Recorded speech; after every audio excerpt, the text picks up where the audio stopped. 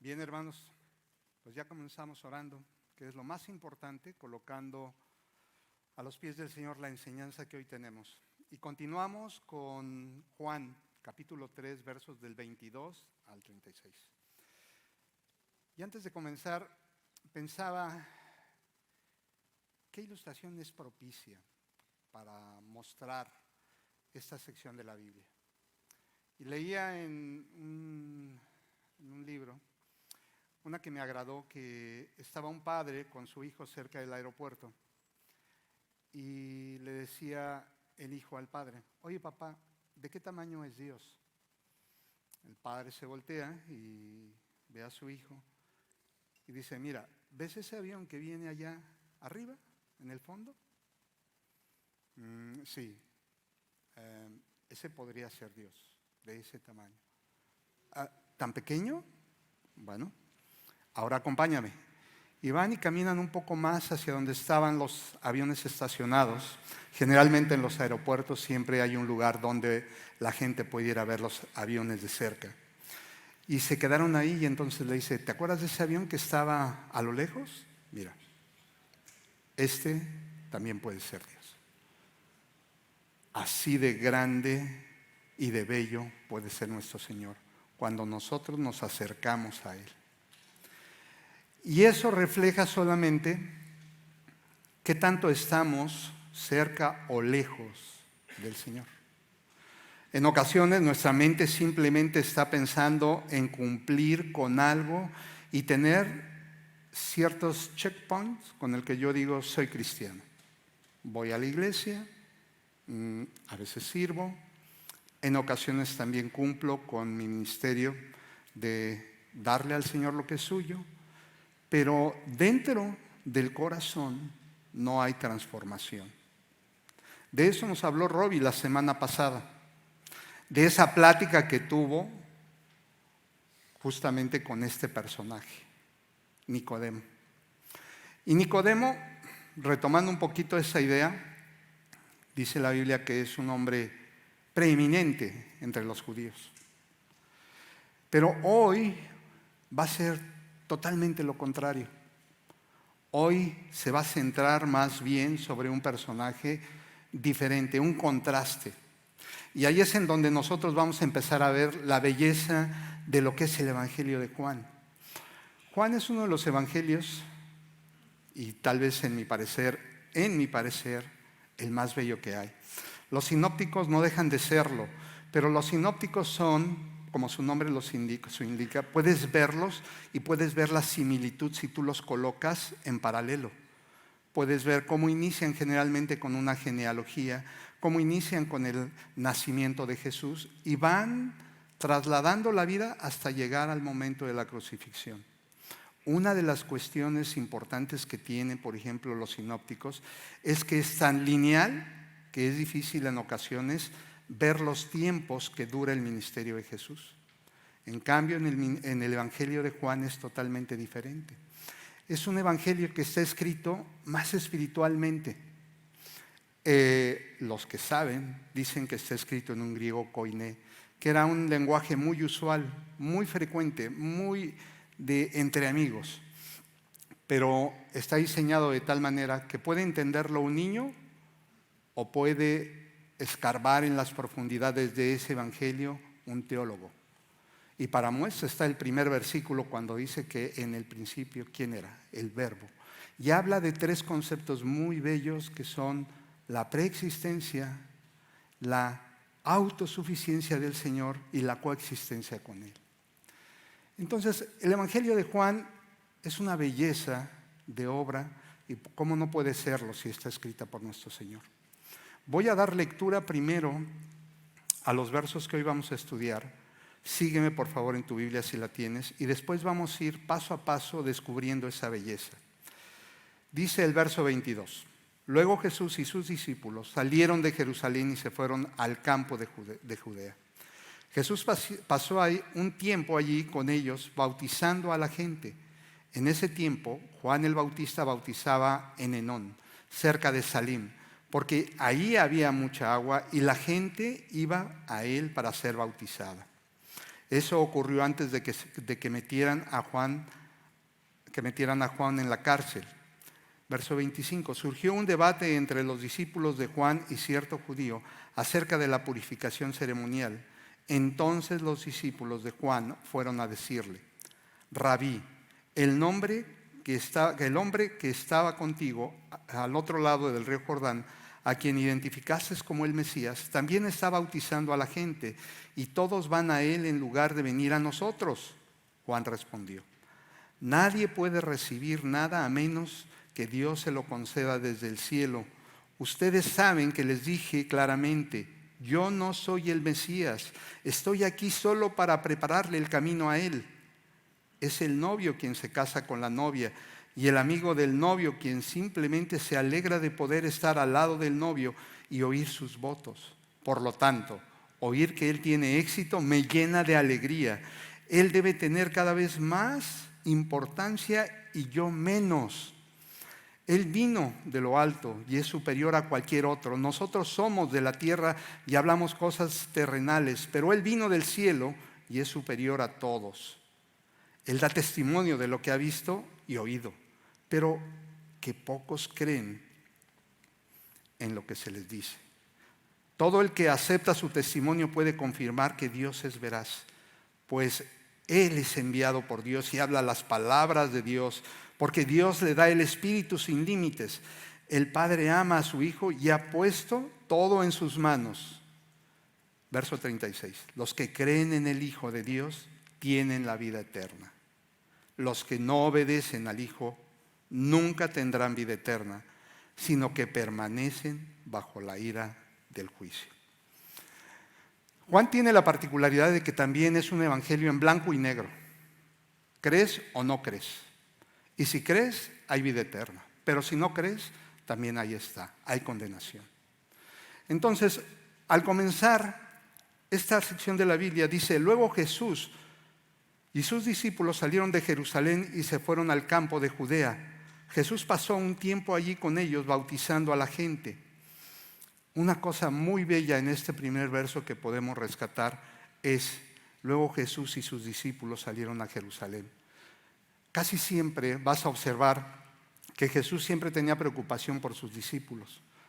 Una de las características que es importante tener cuando hay discipulado, que es una palabra que a veces entendemos incorrectamente, es la cercanía que hay de quien discipula.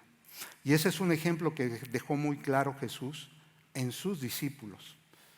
Lo que acaba de decir Brandon hace un momento acerca de queremos acercarnos a ti, es parte de ese principio. Es parte de lo que Grace está justamente pensando cómo desarrollar líderes maduros. La cercanía es muy importante. Dice ahí: salieron y se fueron al campo de Judea. Jesús pasó allí un tiempo con ellos, porque eso es lo que hace quien está discipulando. Invierte tiempo. Y ese tiempo reditúa solamente en el cielo. Aquí no se obtiene nada. Por eso, todo esto que te estoy empezando a contar va a ir formando la mentalidad de un hombre que en el verso 30 dijo: es necesario que yo mengüe, pero que Él crezca. Esa mentalidad solamente se obtiene de una persona que ha entendido diferentes conceptos de lo que es la vida cristiana. Y eso hoy aquí lo vamos a estar observando. Como ese verso 30 en realidad es una columna vertebral de toda esta sección. Es como Juan llegó no solamente a decirlo, a sentirlo, a hacerlo, a poderse sentir feliz cuando está viendo que el maestro está triunfando, está llevando a cabo la obra para la que él vino. Está bautizando y se están convirtiendo. ¡Aleluya! Pero fíjense bien, dice el verso: Jesús pasó un tiempo allí con ellos bautizando a la gente. En ese tiempo, Juan el Bautista bautizaba en Enón, cerca de Salim, porque allí había mucha agua y la gente iba a él para ser bautizada. Eso ocurrió antes de que metieran a Jesús en la cárcel. Ese es el punto importante. Surgió un debate entre los discípulos de Juan y cierto judío. ¿No te suena algo común que cuando alguien tiene éxito, alguna persona empieza con un poco de envidia? ¿No te suena que cuando Dios prospera, en muchas ocasiones nuestro corazón no se pone feliz porque alguien está alcanzando sus metas y sus logros? Aquí se ve reflejado con esos discípulos. Y esa es una enseñanza que no es que se queda allá en el pasado. Esa es una enseñanza actual. Esa es una enseñanza en la cual nos está diciendo simplemente Dios que nuestro corazón tiene un problema. Y ese problema es el orgullo. Ese problema es la envidia. Por orgullo, Adán y Eva perdieron justamente el Edén. Por orgullo, muchos países han entrado en guerra. Por orgullo, muchos matrimonios se han destruido. Así es que el orgullo es un cáncer que vive dentro de nosotros y que necesitamos empezar a ver cómo Juan trabajó en él y pudo simple y sencillamente luchar con eso y simple y sencillamente poder decir de corazón: es necesario que Él crezca y que yo mengüe. Porque Juan era un hombre muy claro en lo que él pensaba. ¿Qué es lo que él decía? Yo soy la voz del desierto que clama. Piensa un momento en ese ejemplo que él nos está dando. ¿Qué es clamar en el desierto? Pues es hablar en una extensión en donde nadie te oye. No es lo mismo venir y hablar a una multitud. Juan dijo: no, yo soy ese que habla en el desierto. Mi trabajo es bien sencillo. Cuando yo llego a algún lugar a hacer algo y quiero utilizar un dicho mexicano, yo les digo: no, es que yo solamente vine a barnizar. En buen mexicano significa: yo solamente vengo a observar, vengo a ver, pero vengo a colaborar. Y Juan el Bautista tenía muy claro en su mente qué tenía que hacer para que esas palabras del verso 30 fueran una realidad. No olvides que en Mateo 11:11 Jesús había dicho que no había otro hombre nacido mejor que él, pero había un pero. Pero lo mejor de aquí, de la tierra, no se comparaba con lo más pequeño que hay en el cielo. Entonces, en eso empezamos a ver un contexto de la figura de Juan el Bautista. Del hombre que era extraño, de un hombre que comía miel y langostas, que se vestía de pelo de camello, todo un tipo, ¿no? O sea, a veces yo lo pienso y digo, es extraño, pero así es como funciona. Le decía hace un rato a Brandon que acabo de ir a una peluquería, ¿se nota? Bueno, con los 3 que me quedan fui a hacer milagros.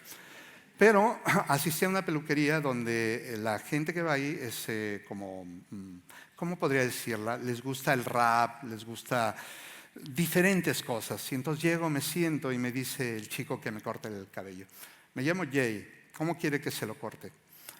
Jay, ¿qué opinas? ¿Cómo crees? Ya está usted grande, pero no se lo corte como viejito, córteselo más moderno. Ah, caray, Jay, ¿y eso cómo? Déjeme hacerle aquí un corte y déjeme. Ok, Jay. Cuando tú empiezas a invertir tiempo en preocuparte por lo que el otro está hablando, empiezas a formar relaciones que pueden ser buenas para el reino de Dios. ¿Por qué hice eso? El pelo me va a salir y creo que ya no mucho. O sea, ya no me preocupo por eso. Pero lo que sí estaba pensando es: a lo mejor Jay necesita que hablemos de Cristo. A lo mejor es el momento en el cual yo tengo la oportunidad hoy en el día de hacer que Él crezca y yo mengüe. Y eso sucedió. Porque Él me contó que no había podido establecer una relación muy fuerte con quien era su esposa, que tenían problemas. Y yo le decía: oye, Jay, ¿y no te parece buena idea ir a una iglesia? ¿No te parecería bien conocer a Jesús? Dice: claro, me lo presentaron mis padres, pero yo no soy un asiduo a una iglesia. Lo único que quiero demostrarte con esto es que hoy en día nosotros tenemos la oportunidad diariamente de ejercitar ese verso 30, que Él crezca, pero que yo mengüe. Dice después, surgió un debate, verso 25, entre los discípulos de Juan y cierto judío acerca de la purificación ceremonial. Entonces los discípulos de Juan fueron a decirle: Rabí, el hombre que estaba contigo al otro lado del río Jordán, a quien identificaste como el Mesías, también está bautizando a la gente y todos van a él en lugar de venir a nosotros. El celo típico en un ministerio.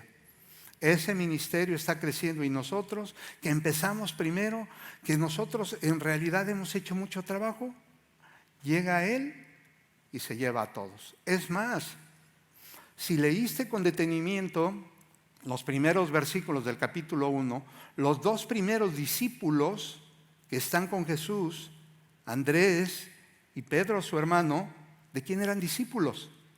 De Jesús, de Juan el Bautista. Entonces, está cumpliéndose algo muy importante en la vida de los discípulos, de la gente que está observando lo que está haciendo Jesús en ese momento. Pero si lo traslado a este momento, a algo más actual, me voy a dar cuenta que generalmente cuando algo está saliendo bien alrededor mío, siempre va a haber crítica y debemos esperarla, pero debemos tomarla como lo tomó Juan el Bautista. Más adelante él cuenta que le daba gusto lo que estaba sucediendo. Y eso solamente es cuando tu corazón está siendo preparado. Y de los versos 25 al 29, en realidad vamos a observar cómo se preparó la vida de Juan. Vamos a continuar. Dice, verso 26. Entonces los discípulos de Juan fueron a decirle: Rabí, el hombre que estaba contigo al otro lado del río Jordán, a quien identificaste como el Mesías, también está bautizando a la gente y todos van a él en lugar de venir a nosotros. Verso 27. Juan respondió: nadie puede recibir nadie puede recibir nada a menos que Dios se lo conceda desde el cielo. Este verso 27 lo único que demuestra es la teología correcta que tenía Juan el Bautista. Él perfectamente sabía que no podemos recibir absolutamente nada si no proviene de Dios. Cuando nosotros creemos que nosotros podemos obtener cosas por nosotros mismos, nuestra teología está equivocada. Nuestra forma de creer en Dios está torcida, no sirve. Todo, absolutamente todo viene del Señor. Y Juan lo comprendía. Juan estaba claro de eso. Por eso no cuesta trabajo empezar a ver un perfil de un hombre con características muy especiales. Verso 28, ustedes saben que les dije claramente: yo no soy el Mesías, estoy aquí solo para prepararle el camino a Él. Ok, ¿qué estaba mostrando Juan con esas palabras? Estaba mostrando una comprensión adecuada de quién es Jesús. Un hombre como tú y como yo necesitamos entender con claridad quién es Jesús. Si no tenemos esa comprensión adecuada, entonces no podremos llegar a un día a decir que Él crezca, pero que yo mengue. Verso 29. Él es el novio quien se casa con la novia, y el amigo del novio simplemente se alegra de poder estar al lado del novio y oír sus votos. Por lo tanto, oír que él tiene éxito me llena de alegría. ¡Wow! Y ahora utiliza algo que a mí me encanta, porque cuando lo estuve estudiando me di cuenta de la estructura de Juan. Juan es un evangelio que está basado en fiestas judías. Va señalando los periodos de las fiestas judías que se celebraron. Eso nos da una idea del tiempo en que el evangelio describe justamente esa línea de tiempo de Jesús y su ministerio. Pero también está basado en palabras como creer, amor y permanecer. Pero también está basado en no milagros. El evangelio dice señales. Y esto es muy importante porque a veces ese tema nos confunde. Una señal es como cuando vas al aeropuerto y vas en la autopista y dice salida 56, aeropuerto. no es el aeropuerto, es la señal que te indica hacia dónde está el aeropuerto. Entonces las señales de que aquí se hablan justamente marcan eso. Ve eso, ve eso. ¿Qué es lo que quería que viéramos? Que Jesús es el Cristo, es el Hijo encarnado del Dios viviente. En Él tienes que creer. Por supuesto que en los otros evangelios hace énfasis en eventos de milagros, de parábolas, totalmente diferentes. Pero aquí, este ejemplo que nos está dando, ¿qué significa? Lo voy a volver a leer. Es el novio quien se casa con la novia, y el amigo del novio simplemente se alegra de poder estar al lado del novio y oír sus votos. Por lo tanto, oír que él tiene éxito me llena de alegría. Esta es una tradición judía. Los judíos tenían un best friend. Aquí se ocupa mucho ese tema del best friend. Y el best friend, en el contexto judío, tenía que acompañar al esposo y a la esposa a la cámara nupcial. Y el amigo se tenía que quedar en una orilla a escuchar cuando se consumaba el acto. Entonces, cuando se consumaba, bien, mi amigo, mi hermano, su esposa, y salía contento. Es una tradición que tal vez para nosotros sea difícil de entender, pero que está tratando justamente de enseñarnos cómo alguien se goza de lo que está sucediendo en la vida de otra persona. Y esa es una gran enseñanza, porque generalmente eso no sucede en nuestra vida.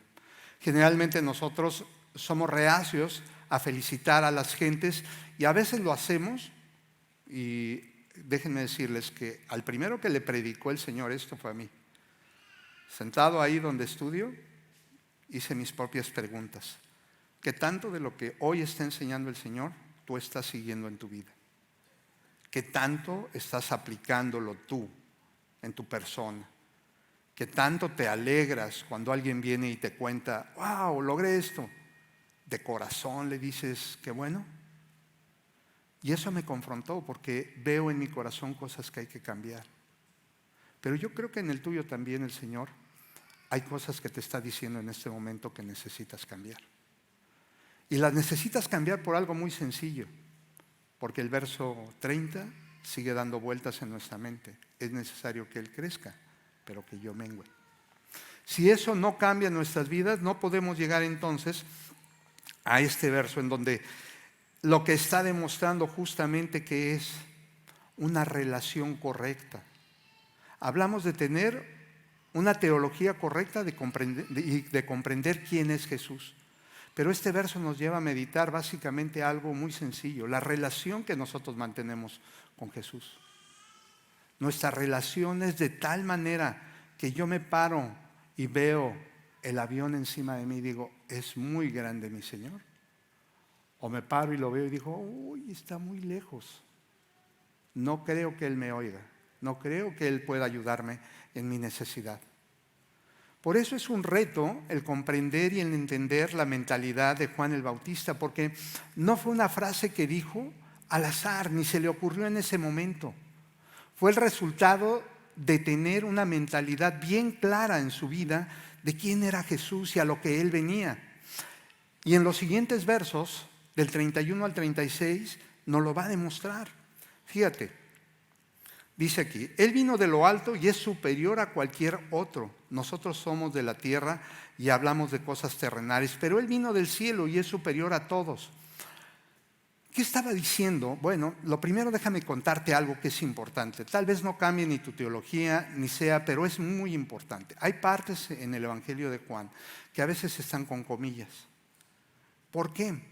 Porque tiene una particularidad muy bella. De repente a los teólogos les hace como, ¿esto lo está escribiendo Juan? ¿O quién lo está escribiendo? Es lo mismo que sucedió cuando vino Juan 3:16, 15 y 16. Los teólogos se preguntan, caray, aquí como que ya cambió el discurso. ¿Es el propio Juan quien lo está escribiendo? Y eso nos hace solamente pensar en algo muy bello. Y yo decía, quien sea, si es Juan el Bautista, Esta es palabra de Dios. Eso dice 2 de Timoteo 3:16, porque toda la Escritura es inspirada por Dios y es útil para enseñarme, redarguirme, corregirme, instruirme en justicia, a fin de que el hombre de Dios, yo, sea preparado para toda buena obra. Y eso es en lo que confío cuando yo abro la Escritura. Eso es en lo que mi mente está pensando. ¿Cómo va a corregir mis errores? Entonces, este verso 31 lo que nos está mostrando es algo bien sencillo. Nos está mostrando el origen. Y el origen de Dios siempre va a ser un origen que marque la calidad. Él vino de lo alto y es superior a cualquier otro, por supuesto. Porque quien comprende correctamente quién es Dios, nunca siquiera en su mente podrá pensar que puede comprender las riquezas que hay en todo esto. Siempre tendremos en nuestra mente, Él es Dios. Y Él por revelación, porque le place, porque quiere, me permite conocerlo. Nada de lo que yo haga, así memorice completamente la Biblia, así repita verso tras verso, nada de eso me va a servir si yo no tengo una comprensión adecuada de que todo proviene de Él. Y que el aprender la Biblia solamente es parte, porque la otra parte es práctica. La parte práctica es diariamente llevar mi carne a la cruz y preguntarme, ¿qué está siendo transformado en mi vida? ¿Qué está siendo cambiado? Porque si se queda dentro, porque si me levanto, memorizo y se queda dentro, esa palabra con el tiempo va a envanecer. Esa palabra con el tiempo va a hacer que mi mente me haga sentir superior. Y entonces pierdo la objetividad de quién es Él. Por eso es muy importante, sí, es muy importante, y lo repito siempre cuando nos reunimos, aquí están mis hermanos del grupo de oración, hay que leer, hay que estudiar, hay que memorizar y hay que orar. Pero también hay que servir y hay que meter las manos. Porque no es solamente levantarnos a las 6 de la mañana a orar y pedir por otros. Eso es excelente. Pero Dios quiere que después de eso salgamos renovados y salgamos con una mente. Hoy, ¿cómo voy a mostrar que ese Dios que está transformando mi vida lo puedo compartir a otro? Siendo mejor, simplemente cuando termino la oración tratando diferente a mi esposa, hablando con mis hijos y mostrándoles cuál es el liderazgo que tengo como varón y mi intención de que ellos sigan a Cristo. ¿Cuál es? Porque esas son las preguntas que tú te debes hacer cada mañana. No solamente el realizar esas disciplinas cristianas que, como te digo, son muy buenas, excelentes, pero tienen una parte práctica en la vida del ser humano que te hacen valorar cuál es el fruto que tú estás dando. Y aquí es importante porque el único fruto que el Señor quiere es el amor. Amor, que tiene 7 sabores diferentes, sí. Gozo, paz, paciencia, fe, benignidad, fe, mansedumbre, templanza. Pero sobre todo, amor. ¿Tú amas? ¿Amas a tu esposa? ¿Amas a tus hijos? ¿Amas a tus amigos? ¿Te estás enfrentando a decirte qué es lo que no estás haciendo correctamente? Es tan fácil a veces cuando empiezas a comprender esto, ver cómo Juan el Bautista tiene una mentalidad diferente, porque él lo dijo, yo soy esa voz que clama en el desierto. Y es un ejemplo que me gusta porque es como un heraldo, cada uno de nosotros somos heraldos de Cristo, anunciamos el Evangelio, pero sería ilógico y sería terrible que de repente yo digo, ahí viene el rey, ok. Y ya llegó el rey y yo sigo gritando, aquí está el rey, aquí está el rey. No, tú cállate, el rey ya llegó, no necesitamos oírte a ti. Y el heraldo lo que hace es quedarse a un lado, separarse, porque ya no es el lugar que le corresponde. En cuanto el rey ha llegado, el heraldo se separa, se pierde, ya no tiene función. Bueno, nuestra vida a veces pareciera que nosotros queremos ser parte del rey y estar pegados a Él. Y aunque Él está con nosotros ya, nosotros seguimos gritando: aquí está el rey, véanme, véanme, aquí está el rey. Miren, yo conozco mucho de Biblia. Mira, aquí está el rey. No, yo soy muy bueno, doy siempre dinero. Siempre nuestra mente nos lleva a equivocarnos en eso. Por eso es bien importante entender la mentalidad de este hombre, Juan el Bautista, que es un contraste que se hizo con Nicodemo. Un hombre principal, un hombre con conocimiento, un hombre que fue enseñado a la usanza judía, seguramente conocía la Torá y seguramente de memoria la mayoría de ella. Pero acá tenemos un hombre diferente, un hombre que había decidido vivir una vida más humilde, una vida en donde no le importaban los lujos, no le importaba la posición, pero que comprendía básicamente quién era Jesús, quién era el Dios que seguía, y se alegraba por eso. Verso 32. Él da testimonio de lo que ha visto y oído, pero que pocos creen en lo que les dice. Todo, verso 33, todo el que acepta su testimonio puede confirmar que Dios es veraz. Y ese es como estarnos recalcando: ¿crees en Jesús? Tienes que creer. Pero al creer, creer es una palabra que es como un sinónimo de obedecer. Porque, si no mal recuerdo, en Juan 17:3 dice: y esta es la vida eterna. ¿Y qué es la vida eterna? Que te conozcan a ti. Si yo eso lo sé, si yo eso lo tengo en mi mente y sé que la vida eterna es conocerlo a Él, pues entonces abro su escritura y la leo y la estudio y la practico en mi vida. Porque no va a servir de nada, como te he venido diciendo, si la dejas guardada en ti. Verso 34, pues él es enviado por Dios y habla las palabras de Dios, porque Dios le da el Espíritu sin límites. Verso 35, el Padre ama a su Hijo y ha puesto todo en sus manos. Y es como volver a recalcarnos y volvernos a decir: Él es dueño de todo, tú no eres dueño de nada. Debemos tener en nuestra mente siempre eso. Llegar con un espíritu de humildad. El hombre que se muestra humilde es un hombre que se engrandece ante otros. Siempre he dicho que la vida del cristiano es una vida totalmente opuesta a lo que los valores de este mundo enseñan. Porque el que quiere ser más es el que se sienta hasta el fondo. Es el que es humilde, es el que no habla de él. Es el que deja que hablen de otros, que se exalte el Señor, no yo. No necesitamos eso. Y el verso 36 es el más enfático en todo eso. Los que creen en el Hijo de Dios tienen vida eterna. Los que no obedecen al Hijo nunca tendrán vida eterna, sino que permanecen bajo la ira del juicio de Dios. Y es lo que te he venido diciendo. Es un evangelio en blanco y negro. O eres o no eres. Esto nos lleva a hacer reflexiones en nuestra vida muy sencilla. En realidad, creo en el verdadero Dios. Creo que Jesucristo se encarnó en ese Dios que hoy, dueño de todo, controla y ve mi vida. Y tengo la posibilidad de establecer una relación con la cual mi vida cambie. O vivo una vida light, en la medianía, pues en la comodidad, que puedes hacerlo y puedes seguir haciéndolo, pero te vas a perder de todo esto que estamos hablando. Te vas a perder de las maravillas que es conocer verdaderamente a Cristo. Te vas a perder de la maravilla que significa experimentar a Cristo en tu matrimonio, con tus hijos, en los problemas que tienes. Por eso la pregunta que debemos hacernos para terminar el día de hoy es: ¿creo?